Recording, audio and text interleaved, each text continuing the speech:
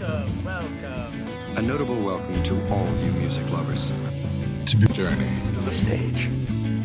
Ladies and gentlemen, please welcome back your host. It's our dad, Brian Fraser. If you build it, he will come. All right, well, welcome to Journey to the Stage. I'm Brian Fraser, and I am so honored that you've tuned in for this very special episode.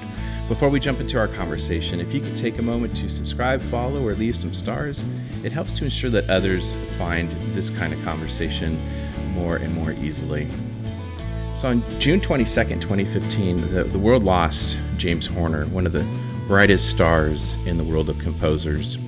Here's how the news reported it. Investigators are looking into the deadly crash of a plane believed to be owned by an award-winning composer. According to the FAA, the single-engine S-312 Tucano Mk1 went down in the Ventura County-Kern County line. Sky 2 is over the scene where the plane had gone down, and these are pictures sent to us by the Santa Barbara County Fire Department of that same plane, coming up right here. The registered owner is James Horner, the composer for films such as Titanic and Braveheart. So far, no comment from Horner's representatives. In season 2 of my podcast, I was honored to have Stevens and Ron Hicklin as separate guests on my podcast, and these two legendary vocalists have had careers that are just incredible. Those are great episodes. If you haven't listened to them, I would highly recommend you do so. I'll put the links to those episodes in the show notes so you could go back and do that. You might not know their names, but I can guarantee you that you have heard them sing many, many, many times. For those who don't know, Sally Stevens has written a wonderful memoir about her career as an actress and vocalist and vocal contractor, where she talks about singing with people like Frank Sinatra and Nat King Cole, Burt Bacharach, and many, many, many more. I'm reading it right now myself, and it's titled I Sang That. You can get it on Amazon and lots of local bookstores. The link to purchase it on Amazon will be in the show description. And lastly, I apologize for some of the background noise you might hear. When you record with multiple people at multiple locations, things aren't always what you'd want them to be. Along with work on endless streams of massive hits, they both sang on TV theme songs, top 10s, number ones, commercials, TV shows. Both Ron and Sally have sung on an incredible amount of movie soundtracks with every composer you can imagine. And so we are going to focus today on their work that they did with composer James Horner, somebody who was taken from us at the age of 61, far too young. It's an honor to have Sally Stevens and Ron Hicklin. Guys, thank you for coming back and joining me on Journey to the Stage. Thank you for inviting us. You guys have done so many movie soundtracks. What are some of the composers that you've worked with? I know John Williams and others, but what are some other composers that you guys have done work with over the years? Well, Danny Elfman was one of the earliest composers that I contracted for. Alan Silvestri, James Newton Howard, Mark Shaman, Jerry Goldsmith. The first film that I worked on was a film called How the West Was Won. It was the first Cinerama film, and that was Alfred Newman. And one of the last films I worked on was when I contracted some voices for Tom Newman, who was his son.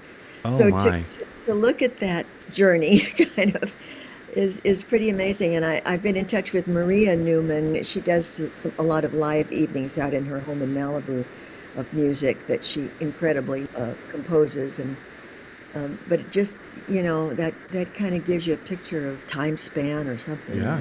Now, Ron, you started out, in fact, Sally was part of your team doing vocal contract work. Maybe for those who aren't familiar in the realm of film score, what exactly does that mean? What did you do and how did you do it? Well, what I did was, and this dates way back, when we decided somewhere amongst the singers that it would be better to have somebody in charge. It wasn't about the money. It was about not having the booth hire a bunch of individuals, stick them together, and then consider one person to be in charge when they weren't recognized as in charge. Because that happened to me a number of times. I'd be put in there with stars and other people to sing with that didn't even read music. And then they'd start talking to me from the booth and say, Ron, can you guys, and I said, this is ridiculous. Over a certain amount of 3 and up, we ought to have somebody in charge, and they put the voices in there that they want to work with. And I always felt that you're no better than the group you put together. And so if the group is really a top flight group, then you can actually do what you intend to do and you can concentrate on your own performance. What we ended up with was a situation where you as a singer are a performing member of that group, unless age or sex prohibits you from being a part of that group. So that's exactly the way we worked. I always considered myself a singer. I also was probably the top contractor during my era. And it just happened overnight. After your first #1 record or something like that, people started believing in you and starting asking you to put things together. Sally was my top girl singer, Sally and Jackie Ward, to start with. Those two were the first two names I put down when I started trying to hire outside of the guys, and we started doing mixed group stuff. The question you asked on composers, I did a lot of stuff with Lalo Schifrin. There's just so many. I'd hate to leave anybody out. But everybody that Sally was talking with, the beauty of working with those people like John Williams is their egos were so comfortable for them because of what they did and the success they did. So when they worked with me, they'd say, okay, Ron, here's what I'm trying to do. And they'd say, then you go ahead and do it because you did it better than anybody. Did you ever contract anything for John? What films? Oh, yes. I did Hook. That's right. I did things like that. So in the beginning, when Jimmy Bryant was orchestrating for him and stuff like that, I did things where it was just me and, doing solo work and all kinds of stuff. So this goes way back into the 60s. So there you go. That what you were mentioning about the contractor role, which you were explaining to Brian, that's something. There were some very busy contractors already doing that when we started, like Bill Cole. And, oh yes. And I think it was very early on when they finally they made that position a covered union position, because there were heads of music in those days at Fox or MGM or wherever, and they were the people Ron was talking about, where they would just put a group of singers together. But there were also people like Walter Schumann and Ken Darby that were well known for choral, assembling of choral people. And the contractor thing has been a blessing, because unless it's a woman hiring a group of men or a man hiring a group of ladies, you must be a performing member of the group. And that puts you out in the studio with the singers to communicate with the booth. It keeps everything from falling apart and everybody shouting out, It's a blessing. And the contractors get paid for that first job, but that extra fee doesn't continue if the work is reused or on residual. It's just covers that first step of the way. But it's a blessing, because obviously it allows the contractor to be in the room as well. Sure. So effectively, you have a director who's working on a film, and he needs to hire or a producer, and they need to hire somebody to score. So they're going to hire a composer, John Williams, Jerry Goldsmith, James Horner, which we'll be talking about. And part of that score has some vocal aspects of it. So then you guys as contractors, they would reach out to you and you would say, okay, you would meet with them, and then kind of where would that go, Ron? So tell us, maybe, you're sitting down with a director or a film composer. What's that conversation like, so the kind of voices that you need? Well, first of all, it was just like in doing records. If I knew the musical genre they were trying to do, then I would hire accordingly, because what I wanted in my own career was success. I wouldn't be back if I didn't have that success or create that hit record from a sound standpoint. So I've always said that our job was not to go in and educate the public on what they like. Our job was to go in and understand what they like in whatever genre we were in. So I would hire accordingly with people who would have like talents and reach that demographic. So when a composer told me what they were looking for, what the film was about, whether it was opera or this or that, anything, country, whatever it was, then I hired accordingly, and we went in and we tried to reach that demographic. That was, I think, one of the keys to being objective for me, and hiring the right people to make sure that project came out the way it should. Gotcha. So let's transition and talk about James Horner. Let's go to you, Sally. What are some of the projects that you sang on with James? Well, most of the things I sang on with James were with Ron.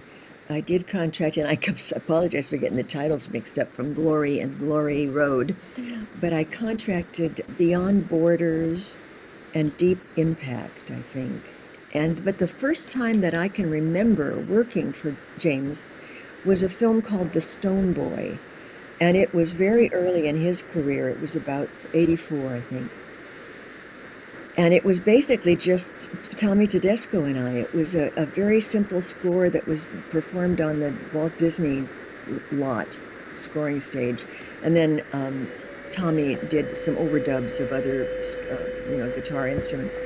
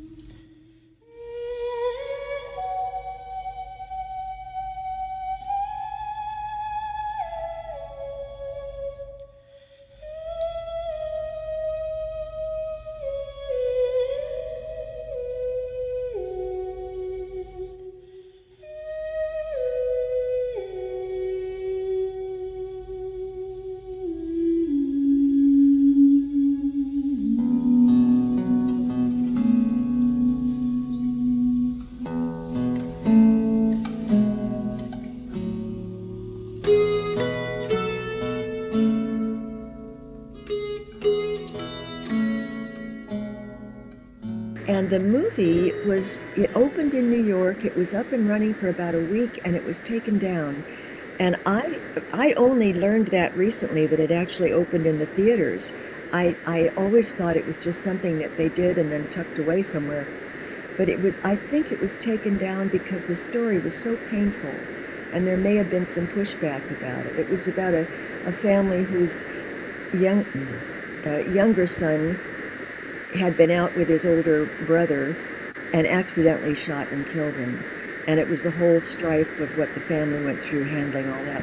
So but it was really, really an interesting experience, except that I didn't know James very well. I wasn't used to being in a room doing live solos with a small ensemble like that.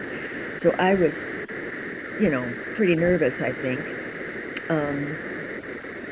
And I just remembered that James seemed very serious and focused, and he seemed like 21. I'm sure he was older than that, but I think it was one of his early projects anyway. So that's a happy memory. Yeah. What about you, Ron? What are some of the main projects that you either contracted for? Well, obviously you sang on all that you contracted for. What are some of the main projects you guys did together? Well, I will give you a list right now, and then I'd like to talk about some of those things. Sure. Some of those have a story.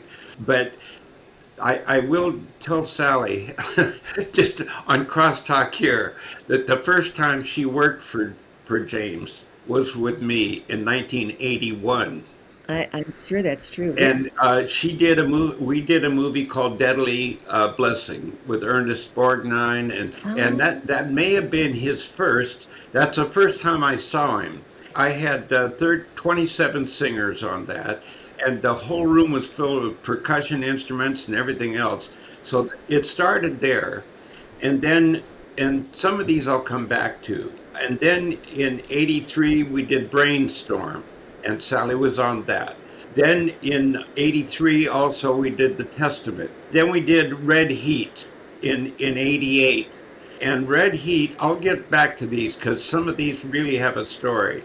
Then I did Something Wicked This Way Comes. Then I did Glory. Definitely want to come back to that. Then I did a movie called Once Around with Richard Dreyfuss. Then we did American Tail 2, Sneakers, Swing Kids, Casper. Then we did Apollo 13, and there's a story there for sure. Jumanji. And then on the next project, he called me. I couldn't do. My own company was keeping me busy, and that was Mighty Joe Young. And I said, I recommended some people, and that was the last I did for James at that point, and that was in 1995. Mm-hmm. Oh, wow. I have that as 98. Yeah, 98 was that, but the last one I did was Jumanji in 95. So I will come back to any of those and discuss those discuss a few of those because there's some really good stories in there. Sure, we absolutely will. Let's talk about first impressions. Sally, when you met James for the first time, what was your first impression of him?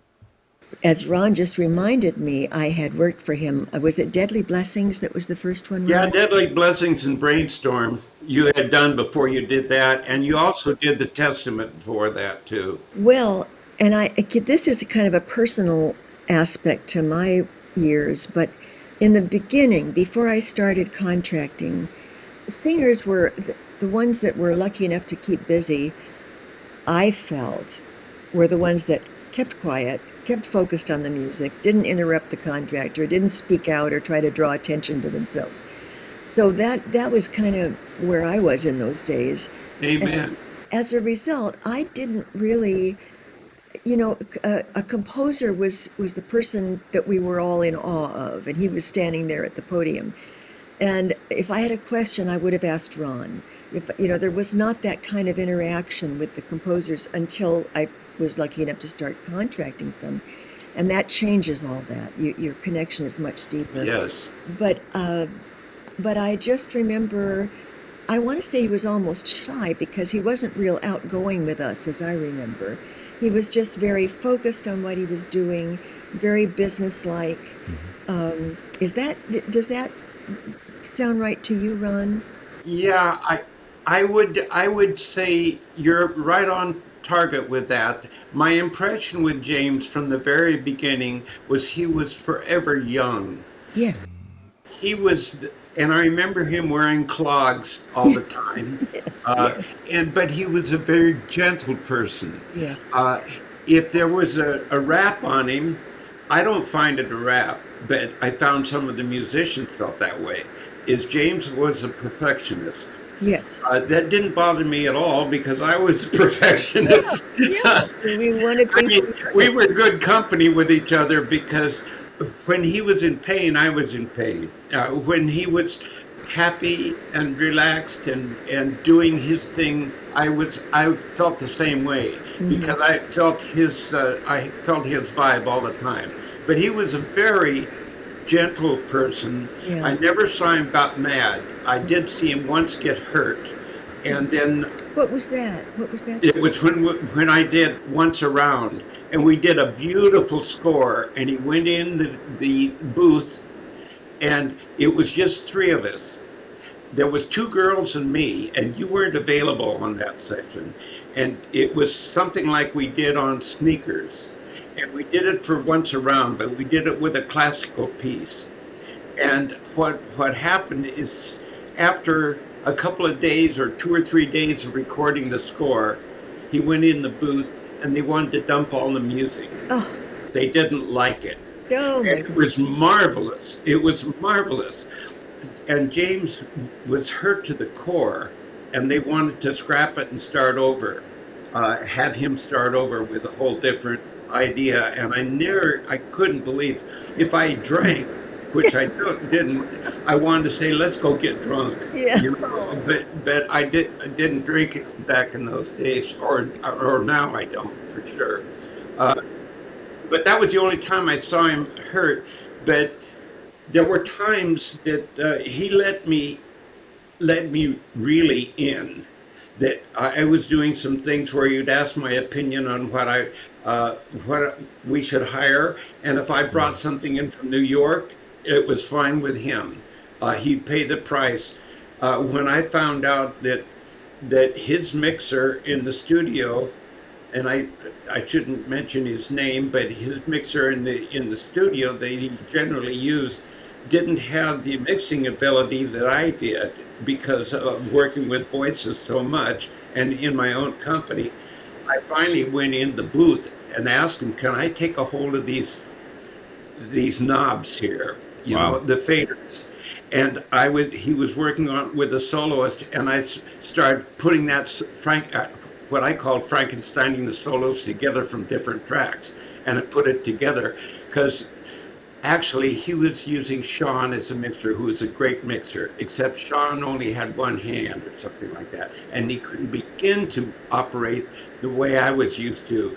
And it was funny because James allowed me to do that. Yeah. And it was a great trust between us. And he was a wonderful man. He was always a kid to me. Yeah. Well, you know, I was not in the control booth as you were as often. If there was a choir, we were in the studio, Oh, and the contractor would be in and consulting and hearing the playbacks and stuff. But on the later occasions when I did get to go into the booth, and I think I've talked with you, Brian, about this, I was astonished, and I never knew that it was James doing this. All of these toys that were all over the control booth, the bubble lighting and the funny little animals and stuff like that. I thought, oh, the guys here at Todd AO just really enjoy this stuff. No, James brought all those little treasures in. And after he passed away, his wife did a documentary, and it shows, you know, she talks about all of these fantastic little trinkets and adventures and treasures that he had. He was very childlike. Right. Well, that's an amazing video, and in fact, I'll find that and put a link to that in the show description, because you're right. His wife Sarah does take this short sometime after his death, a tour through his home studio. Yes. And I it recognized is. a lot of those. Oh, I'm sure it is a remarkable collection. There are not words to describe what that place is. To some, it is utter chaos because it's so many small things and trinkets and moving lights and flashing this and that. But his wife said that's what brought him a sense of calming. And it also was expressive. And she talked about, in fact, he would even talk about how he had Asperger's, which made it difficult for him to relate to people socially.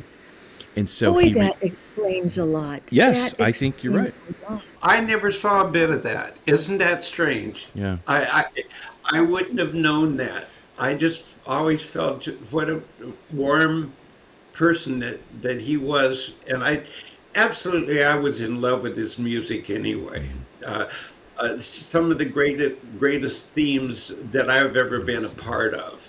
And to this day, the sensitivity of his writing, I listen to, because I downloaded a lot of it when my career ended. I downloaded a lot of it, and I listened to it, and I said, listen to this. I'm showing that somebody, listen to this. Listen how this ends, you know, like in Apollo 13, just with the solo trumpet trailing off into the end, and I'm just sitting there, and it's killing me.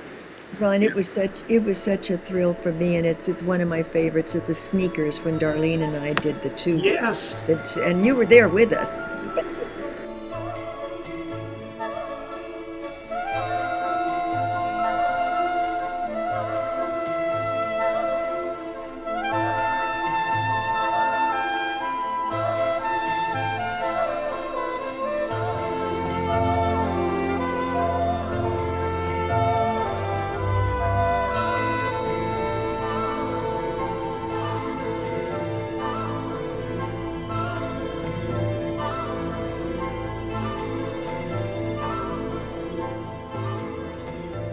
That was one of the most fun jobs and easiest jobs, because what I did is I hired two people that were right for the gig. And as I say, and all I had to do is sit there, something I never wanted, but because of sex, it was one of those jobs that I was not doing, but I was still bringing in the voices on. So I got to sit there and be a part of that, and Marsalis and all of the soprano saxophone that he was playing, and he was using the girls and the soprano sax all the way through as his sound in the and there wasn't a thing that James wasn't doing that he wasn't trying to establish a sound for, just like the whistle flute or whatever it was in Titanic, these kinds of things. There is always a sound that he was identity, looking for, an identity. And he would quite often talk to me in advance about, you think I should get on you for this, or do you think I should, and start talking to me about those things. And I said, well, and as it was in Apollo 13, he got Annie Lennox to do that whole thing at the, on the, one of my favorite things, I said, while people are walking over the popcorn on their way out of the theater, one of the greatest pieces of music is playing for like 8 minutes, which was our end title on that with Annie Lennox and our group and all of that. And it brings tears to my eyes. Oh, it's beautiful. It's a wonderful score. And we'll go back to that because I know you've got some remarkable memories from that. I think back to some of my favorite scores. I got into film music because I was born in 70. So right when I was 7 or 8 years old, that's when Star Wars came out. And John Williams, I mean, my goodness. Captured me.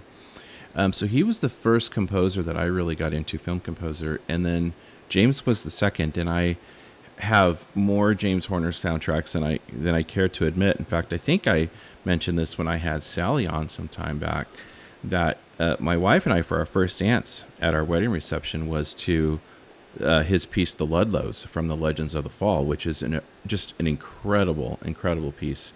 So it's very personal for me as well. Now, Ron, both of you were really on a very, very short list of people who spent that kind of time with James professionally and to some level personally. And Ron, it sounds like you became kind of a trusted voice for him. It's one thing to become a contractor, somebody who's hired to do something, but it sounds like he would consult with you. That takes a trust. And for somebody who's used to being the guy, the composer, the guy, that's a big thing for him to be able to have confidence in you, to be able to ask your opinion about something and run things by you. That's pretty remarkable about what you guys built together. All I can say is it was my favorite thing, period, working with James, because when I heard any of the musicians, when I said about perfectionists, and I said the same thing about myself, Sally knows because of a lifetime of working together that I started off in the business trying to not be the person that screwed everything up. That I was so concerned that I wasn't up to standard. And then as my reputation grew and my abilities grew, I was wondering, how long can I do this before I get somebody catches on to, I don't know what I'm doing, that kind of feeling. And then as you have one hit after another and you have this marvelous thing going, you find yourself paying less attention about what you're doing and more attention about what everybody else is doing. And I used to say I'd put an earphone on one ear and listen to everything else that's going on in the room and try to find out, as I used to say, a skunk or a wart on something and say, we got to fix this. And that was the perfectionist nature of me. And I would say, punch us in on the third bar of bar such and such, and on the and beat on that, and pick it up from there. And everybody'd sing into it and to tell the mixer what to do. And you were brave enough to speak up about those things, Ron, and that takes courage and confidence too. I don't know how many times that I look back at my career, and I'm not going to spend this time here too much, but I look back on my career and I'm very proud of what we left behind. Mm-hmm. Our history was recorded. And when I listen to it back, I don't want to hear that stuff back that I wish I could have done over. So we did it at the time. And when somebody would say, that's fine, producers say, that's fine. So give us 3 more minutes. We can make it better. The relationship that you had with James is a precious one in that regard. He respected you enough and you felt confident enough that you could speak out. And I'm sure with other composers as well. That is something that I found myself tiptoeing around a little bit because I didn't want to intrude upon their authority, so it's a trust factor. And I had developed it with James and what we could do. If I told him, I think we can do such and such, and he would say, okay, let's do it. Let's do it. And I'll get to a favorite story of mine later at the right time. But seriously, it has to do with the glory. But in any case, that's the relationship that I had with James. James wrote very long cues generally. We would be on an 8-minute cue or something like that. And if a flugelhorn flipped on bar 194 or something, he'd say, okay, let's take it again from the top. That's the perfectionist there. The thing that a lot of the musicians didn't appreciate is they didn't want to take it again from the top. They wanted to say, well, let's pick it up at bar 150 and cut it together like everybody else is doing. But James wanted the flow of everything. And he was in his own world that way. And I understood it. And I was perfectly fine with it. So to me, the idea was you get the right people. You put the right people around you. If there was any genius in me, it was in objectively casting correctly. Wonderful. Sally, when you look back at the work you did with James, are there some scores that maybe are a little extra special to you, maybe that stand out, that when you hear even today, it means something to you? Are there any standouts that just have kind of stood the test of time that you love in particular? Well, ironically, the film score that I loved so much of James is not one that we worked on. It was The Field of Dreams. Oh, yeah. And that just melted my heart. And I took my dad to see that because I thought he would love it. He didn't love it as much as I did. But I want to hear Ron's story about Glory. I remember I very much loved doing, as I said, sneakers because we were right there doing the vocals live, and it was that feeling, if you screw up, they got to start the whole cue over again. So that's a little stressful. But it was a privilege to do that. That's a unique one because your voices are so prominent throughout the entire score because you're not one of many, you're one of 2. And that must be a very personal one. And it's beautiful. You have a beautiful voice. It was very special, and I love it when I hear it or I stumble upon it, And I remember Apollo 13 as being a very special session and how it all came together in the music and very emotional. Yeah, now Ron, we'll talk about Glory after this, but you have a remarkable story that you shared on my podcast with you originally about recording that, of course, is a Ron Howard film. Incredible score, incredible movie. I mean, my goodness, so well acted and just the whole thing, top to bottom, an incredible project. Share with us that story about you recording that and how that has stuck with you all these years. I think I was doing Casper at the time with James. And James said, okay, we're going to be doing Apollo 13. And he said, here's what I want you to get. Now, be aware of this. He says, here's what I want. I want 18 kids that can all sight read and have perfect pitch. No, Sally's only laughing because forget that. I mean, forget that. And yet nothing inside of me would have let James down. So what I did is I got the best kids I could get, and I had my own studio, and I would play a single part from the music on my keyboard, and I would give a cassette to whoever I wanted to sing that part. And I said, here's the deal. Screen Actors Guild won't let let you take a group like that, the kids, and rehearse them without paying them for a day scale.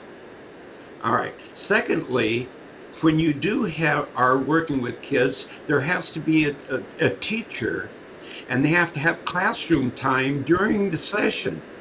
And all of this is very expensive. It's almost impossible you can't practice anything, you can't rehearse anything, you can't do anything. So I would hire a child, I'd give them the cassette and say, this is going to be your part. And then the next thing we know, I had 18 kids. And then I said to James, I said, I want Sally, I want, and I put different girls, about 6 of them or something like that, into the group to sing with the kids.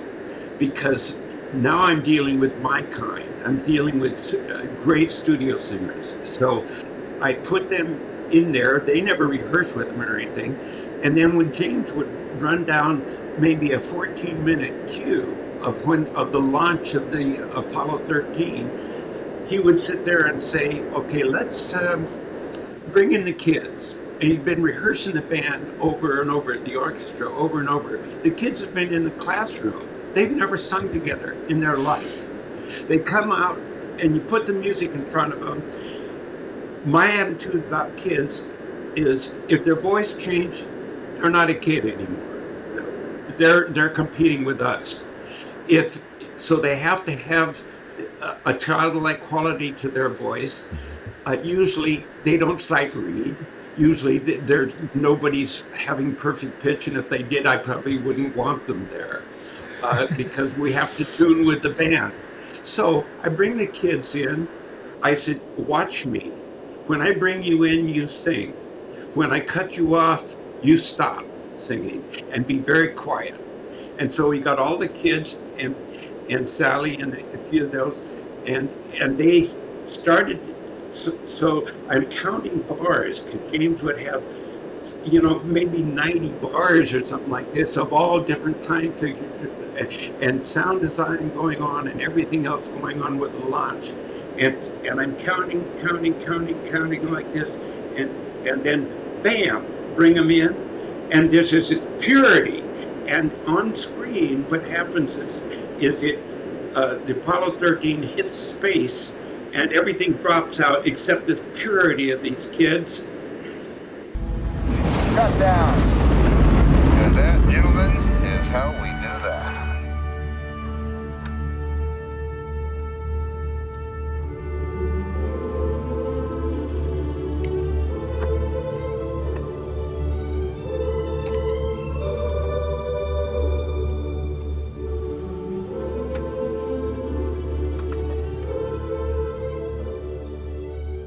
And it's just glorious.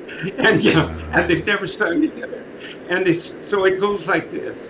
And then I cut them off when they're at the right time, and everybody is quiet.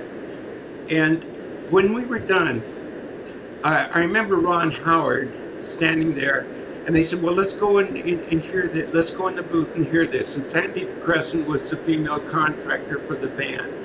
For the orchestra, and she went in. She comes out, and all the mascara is running down her face. Oh, wow. And Ron Howard comes out and he says, "This is my greatest day in show business." Oh my goodness. Oh, special. And they come out, and I choke up now because we went through this for 3 days. And James came up to me at the end of those 3 days and said, excuse me, he says. Oh, you're fine. You're fine. Yeah, he said, Ron, I thought you said this was going to be hard. Oh. And I thought, oh my God, nobody will ever know. They'll never know how much I care about doing that job for him right. Yeah. And it was wonderful. And to this day, I got other ones that choked me up too. And then the way it ends up with this single trumpet, almost a military thing that's just trailing off by itself, this lone thing. And I said, oh my God, the genius of this. That's beautiful. That is so beautiful, Ron. I'm so glad you shared that. And it shows, when fans see a film and hear a soundtrack, hear a score, we have no idea the care, the love, the genuine love that has gone into that. And what you have just done, Ron, really to your credit, is you've put a human face to the beauty of that score. Obviously, it's James's work, but you look at every musician who played on that, every adult like Sally who sang on that, and those kids who sang on that. But the person to drive that in this case was you, and you helped really all of those things to fit together and to create a moment where somebody like Ron Howard would say, with knowing his career, I mean, really, he's had 3 careers. This is the greatest day I've had in show business. That is outstanding. What a moment. What a moment.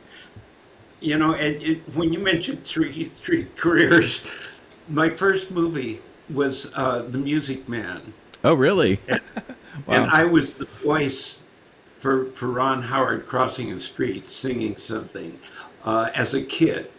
And then the next thing is all of my Happy Days career for 11 years with Ron Howard starring, and I kept thinking, he's Richie Cunningham, but Richie Cunningham was me during that period of time. I was that guy. And then later with the third one where we're doing movies together and stuff like that. Yeah. One little tiny thing about James, and then a little bit about what Ron was talking about with the connection to the composer. I can remember James at one point, he must have worked a lot in Britain, or he went to school in England or the UK, but he used a term that was their term for a quarter note or something. I can't remember it now, my brain's gone. But a quaver or demi-quaver. Demi-quaver, yes, a demi-quaver and a semi-quaver. And I think people used to kind of tease him about that once in a while, but it was just something he learned because he studied there, and that was in his head.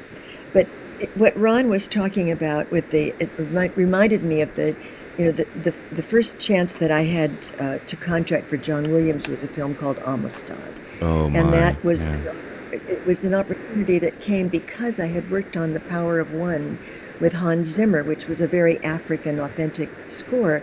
And Sandy DeCrescent thought that it might be helpful on Amistad. So we met, and I can remember looking at the film on a moviola with John in his office over on the Amblin studio. But we had many days of on-camera mixed choirs. But we had one day of a 52-voice children's choir. And that was not all entirely children either, as Ron mentioned. You try to plug in women's voices who might help with the part clarity and stuff. And we did rehearse for one full day, and the kids got paid for it. So that was the way you handled that, Ron, was amazing. Your preparation with the kids. Would have been harder to do that with 52, but nonetheless, what you did was great. But John, this is an example of what contractors do. And it's not something necessarily that we get paid for. But for that film, John had written a solo cue. There was one scene where one of the slaves coming over in the ship, a young woman, pregnant, loaded with chains, is sitting on the bow of the ship. And you can see by her face, this is not a ride she's going to finish. And the visual is that she falls in slow motion back into the waves, and the chains pull her down. And he had written a solo cue for that voice, but he had to have just the right sound, and it needed to be ethnic, but his music had more of a classical undertone than Hans Zimmer's. And so I gathered a bunch of demo tapes here, and they were all good, but they weren't quite right. And I was in New York for meetings and thought, well, I'll audition some of the singers at Juilliard. That'll be fun for them. And, so we did that, and it was fun for them. But the tapes I brought back, nothing was quite right. And then someone told me that the opera director up at the San Francisco Opera had just hired some new young singers, and maybe one of those would be right. And I called him, and he put me in touch with a young lady named Pamela Dillard. and she was on tour at the time in the Birmingham doing classical concerts. And I called her and spoke to her on the phone, and somehow I just knew this was the right voice. And she sent a tape, and John loved it, and he ended up writing 2 more solo cues for her for the film, which he had not planned to have. What a blessing it was to be able to do that, to be involved with that. But people forget, and I think today the young singers they think, oh, I'll be a contractor and I'll earn an extra $100 or whatever it is. You spend a lot of time that you're not really paid for. But the blessing is that you're part of that project, and you're maybe, if you're lucky and you do it good, you're part of the next project.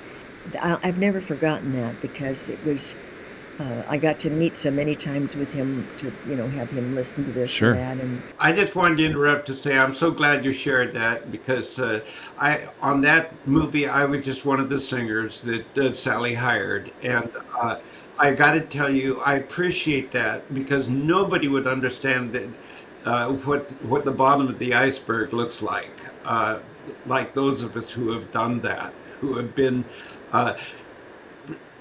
trying our best to make this thing really special.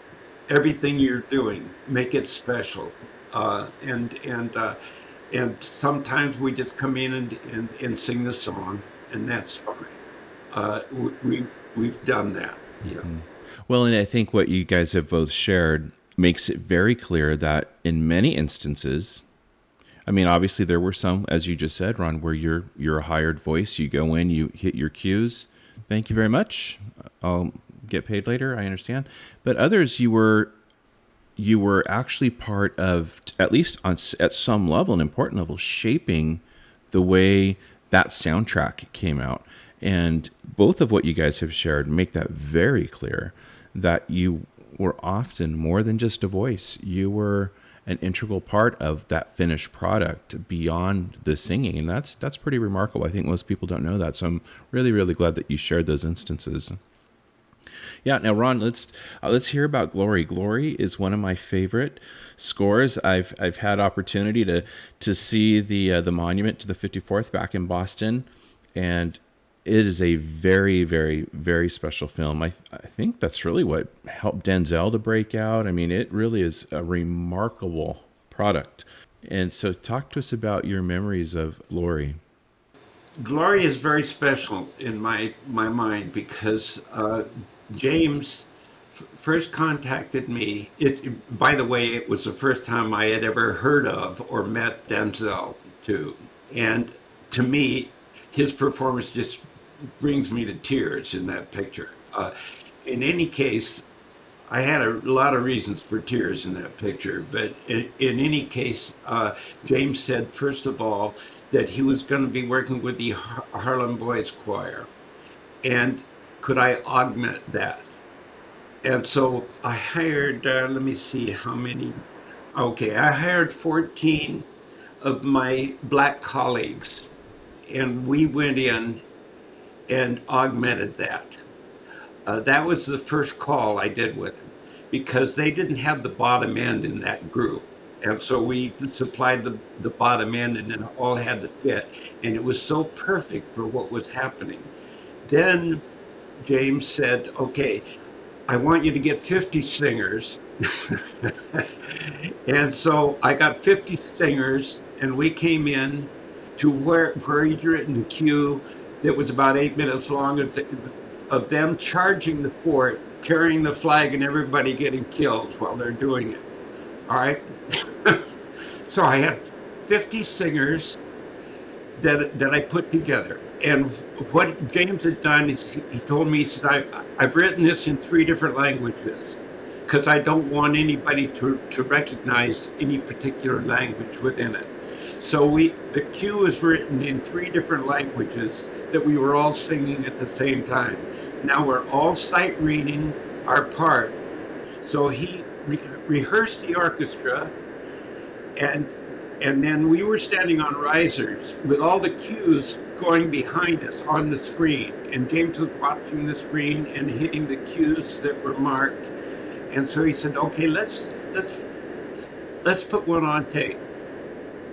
So we sang the thing, Then James went in the booth. He was in there for an extended length of time, and he came out and he said, "Thank you very much. Good night." So I had 50 singers that did this wonderful piece, this classic thing, one take, in 3 different languages, all sight reading it. And I turned around in my business-like manner and said to everybody, "Give me your I-9s, your contracts, make sure your W-4s are filled out, make sure everything's signed, and thank you very much, good night." I sat there for 2 hours in the studio, looking at every contract, making sure everything was right. And over that 2 hours being alone while they're mixing in the booth, I started crying. And I thought, everybody has a life.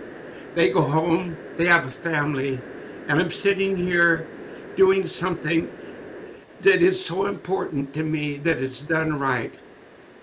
And I came to the conclusion at that time, I don't think anybody else on earth could have hired 50 singers, walk in there, and we sight read it, and have a perfectionist like James say, "Thank you very much, good night," in one take. And I just sat there by myself thinking, this is really something when you can do something like that. And I felt an endorsement by the whole thing. And then later when I saw the picture, I came out walking out of the theater and I couldn't speak. It had torn me up. You know, every one of those cues, everything, it just tore me up. It was just amazing. I'm glad you shared that, and it shows really what both of you have experienced on some level, and that's the inglorious aspect of it. In that case, Ron, your concern at that moment was for your vocalists. You wanted to make sure that everybody got paid properly, and it took you sitting alone there, making sure every T was crossed, every I was dotted, so everyone else was taken care of. And that shows really a level of concern that both of you have for the people that you worked with. There was a lot of love. It wasn't just transactionary. You guys really cared for the people that you work with.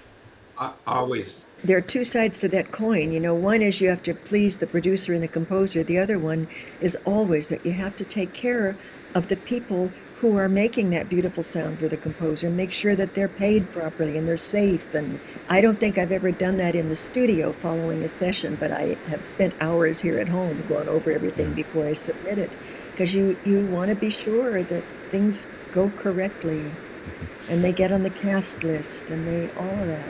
Wonderful. Yeah, there's so much more to it. Yeah. So then you guys would have to turn in the name list, right? Because that eventually would be loaded into the film credits. So really, was that part of your responsibility? Well, we rarely landed in the film credits. Just No, right. But really, we didn't serve lunch. We would have been served. We would have been in the credits then. yeah, or brought the porta potties. But you know, that's changing. That's changing a little bit. The last couple of films that I saw, they credited the musicians, and I think they've started to credit the singers on some projects. As and I think they should. They are massively important. I'm not telling you anything you guys don't know, but of course, they should be there. With SAG, they have to credit, I think it's 50 performers. They have to give screen credit. But so we fall far outside of that. But on an animated feature where maybe the voice cast is smaller, then they have to fill in, and then they have listed the choir on some of the animation films. Well, not only that, the reuse reflects a lot of times how many people were involved in the cast, and some of the animated things, because there's very few characters within it, like Casper. I remember Sally once telling me Casper was truly a friendly ghost. When she got her first residual from that, she called me, and I thought that's very sweet. You know. Well, the producers have to pay it. Is it 4.6 or something % of the after box office, and that is divided equally among the SAG cast. So where there's a smaller cast, we get a very much nicer piece of the pie. Nice. Yeah. Well, that's wonderful. Right. Well, and Sally, if you got if you got a residual for every time the Simpsons theme song played, you'd be a billionaire by now, because that song plays 5 times in my house just about every single day. Oh, well, when it goes to streaming, I think I get 3 or 4 cents or something like Oh, that. nice. Well, Isn't that true? and for those of you Yeah. who don't know, it's Sally is one of the 3 voices you hear saying The Simpsons. So it's you and your daughter, and And Danny Elfman. oh, and Danny Elfman, right? This is the 3 of you guys. That's so fun. Well, just as we wrap up our time here, just kind of the last question going out for each of you. Ron, we'll go to you first. How should we remember James Horner? You know, it seems like so long ago that he's gone, but his music is still with us. Such a brilliant catalog of music. How should we, as consumers, as listeners, remember James Horner? You know, there's so many stories I could tell you. He was not afraid to venture into creating a particular sound for anything. Every time, it wasn't just a cookie cutter thing. Every time he cared so much that if we were doing Red Heat, he said, "Get me 7 singers that are believably in the Kremlin," you know, and so I would get 70 singers and we'd sing it all in Russian, you know, and everything else we would do. And it would open on the Kremlin, and you'd see that kind of thing. Or Brainstorm when Natalie Wood died, and I watched the pain on him. She died before we were quite finished with the score. And she had outtakes to come back to do, you know, and it never got done. I lived through so many of those stories with James, and I felt the sensitivity of him, but I really felt it in his music. His desire to create a particular sound and a particular feeling for that movie, for those scores that he was doing, was obvious. And every time he would call me, I would think, this is going to be a ball buster. This is going to be hard to put it together in that manner. But it was that way only because he was so driven to try to make something special. And I was so pleased to be a part of it. But that was James, the perfectionist, the beauty of the themes to me still. When I hear Apollo 13 and I hear the theme, and I hear Glory and I hear the theme, or I hear any of these things that just jumped off the screen at my ears and said, "My God, this is so perfect for this." That's the themes that I loved so much about James's music, and to this day, I listen to it and I love every second of it. I can see it happening as well as hear it happening.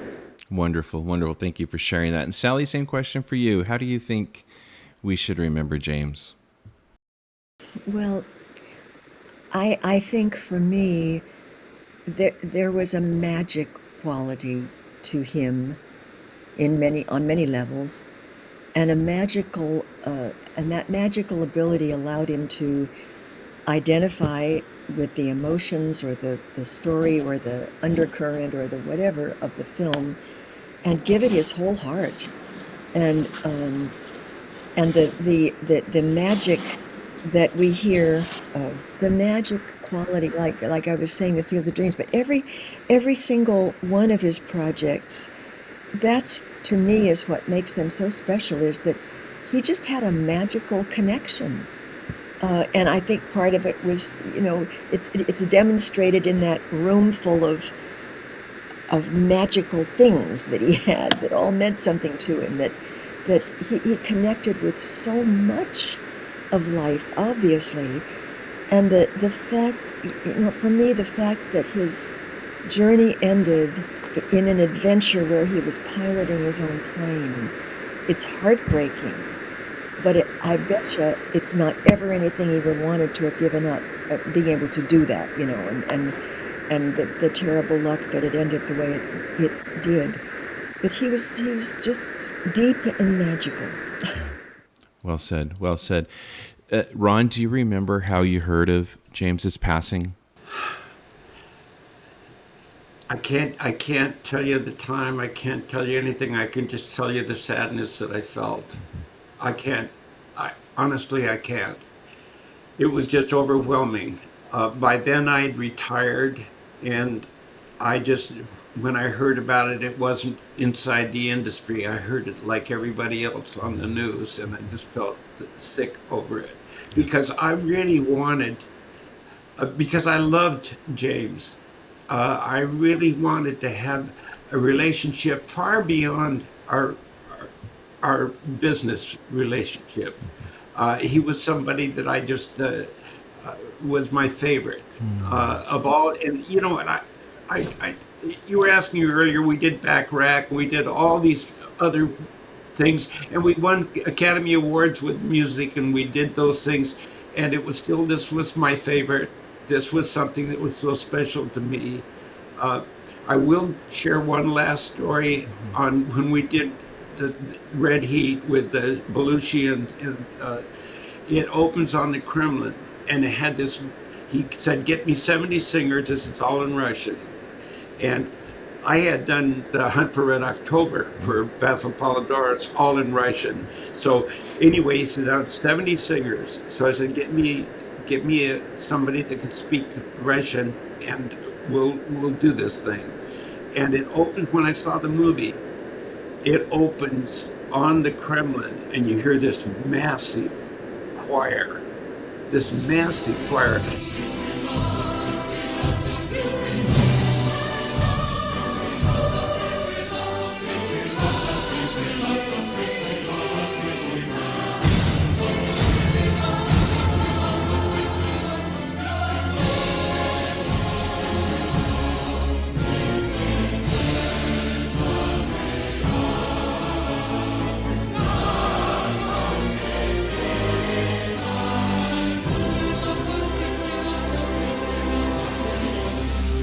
And I heard in the theater as I was walking out, people saying, my God, those Russian singers are fantastic. You know, and I'm thinking, just a minute, Jack. But I wanted to say something, but anyway, at the end of that 3 days or 2 days or whatever we did on that picture, the producer from Orion came up to me personally, and this is what he said. So James had hit the mark. He said to me, he said, I want to thank you for your group because you added $5 million worth to my picture. And I shared that with James. I said, you can send the check. No, but it was nice. It was nice to hear how he'd hit the mark with everything he was doing. And that was it. So that's beautiful. Yeah, what a story. I have nothing more to add. That's how close we were. Yeah. Yeah. And Sally, last question for you. Do you remember how you heard of James's passing? Was it on the news?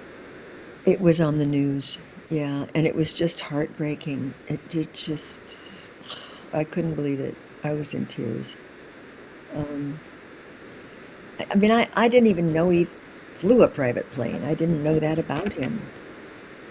And you hear news like that, and you always think, well, maybe he was thrown from the plane, or maybe they just haven't found him yet, or maybe they just found the plane, but blah blah blah blah blah. So, yeah, it was hard.